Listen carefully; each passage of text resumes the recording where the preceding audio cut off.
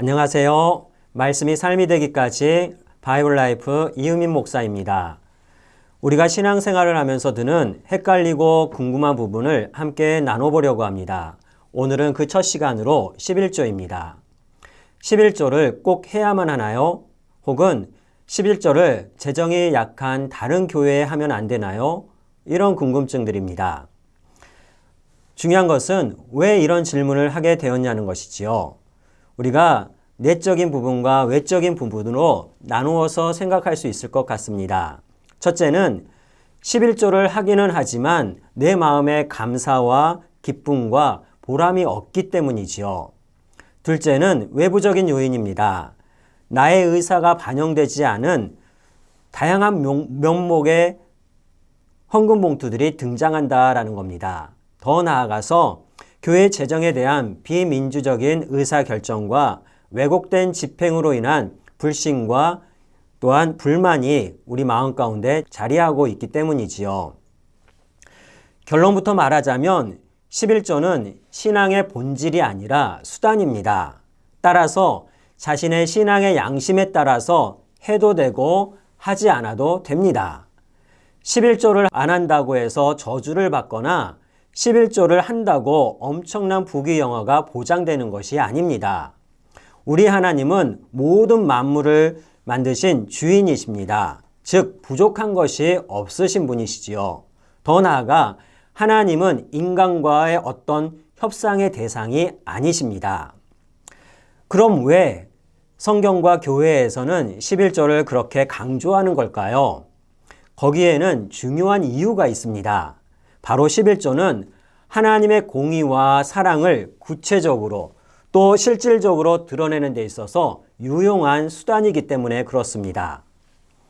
그렇다면 성경에서는 11조를 뭐라 말하고 있는 걸까요? 이 부분에서는 우리가 11조의 기능을 따져보면 알 수가 있습니다. 11조는 크게 세 가지의 기능을 가지고 있었습니다. 첫째는 성전에서 일하는 레위인과 제사장들의 사례비였습니다. 둘째는 성도들의 친교와 예배를 위한 비용으로 사용했습니다. 셋째는 경제적으로 취약한 이들을 구제하기 위한 구제비였습니다. 이렇듯 11조의 중요한 기능에는 또 좋은 효과가 나타나게 되어 있는데요. 이것도 세 가지로 정리할 수가 있습니다. 11조는 신앙적으로, 사회적으로 이스라엘 공동체를 건강하게 유지하는 비용이었습니다. 둘째는 11조는 있는 자는 나눔의 기쁨을, 없는 자는 채워짐의 기쁨을 누릴 수 있었습니다. 즉 11조를 통해서 이스라엘 공동체가 하나님 나라의 기쁨을 맛보게 되는 것이지요. 셋째는 11조는 하나님이 인생의 주인이 되시고 각각의 인생들은 하나님의 청지기임을 분명하게 나타냅니다. 따라서 물질을 하나님께 바쳐져서 혹은 공동체가 함께 모아서 분배됩니다. 이러한 형식과 과정을 취하는 것은 모든 물질이 하나님의 것이라는 것을 고백하는 겁니다. 그렇다면 이 11조에 대한 예수님의 입장은 어떠했을까요? 예수님께서는 11조의 핵심과 의미를 다 챙기라고 하셨습니다. 누가복음 11장을 보면은 예수님께서 바리새인들을 저주하는 부분이 나오는데 그 부분의 한 대목입니다. 너희가 박하와 운양과 채소의 11조는 드리되 라고 합니다. 바리새인들은 채소의 11조까지 철저하게 11조를 했습니다. 하지만 그들이 놓치고 있는 것이 있었지요. 바로 공의와 하나님께 대한 사랑은 버리는도다. 공의와 하나님께 대한 사랑은 버리는도다. 그러나 이것도 행하고 저것도 버리지 말아야 할지니라. 정리하면 11조는 신앙의 본질이 아니라 수단입니다. 어떤 수단인가요?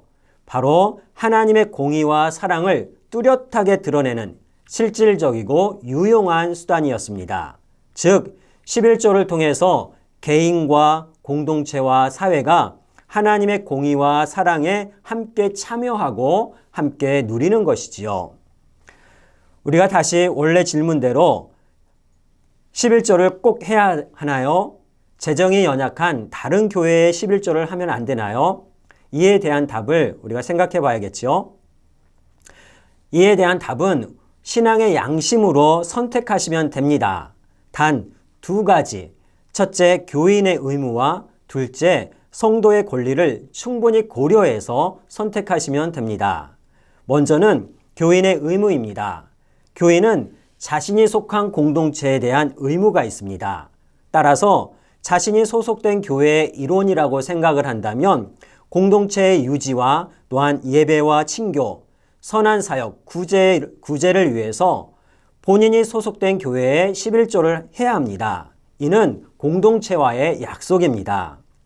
그와 동시에 11조 물질에 있어서 나 스스로가 주인 행세를 하려고 했던 건 아닌지 따져봐야 됩니다. 그렇다면 철저하게 나의 교만과 어리석음을 회개해야 합니다. 그럼에도 불구하고 11조에 대한 꺼림칙한 기분이 가시지 않을 수 있습니다. 그렇다면 외부적인 요인이라고 할 수 있는 교회의 재정 집행의 불투명함과 불합리함을 생각할 수 있습니다.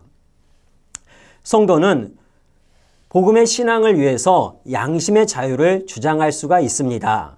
맹종적 신앙, 맹목적 순종은 인간의 자유와 이성을 파괴합니다.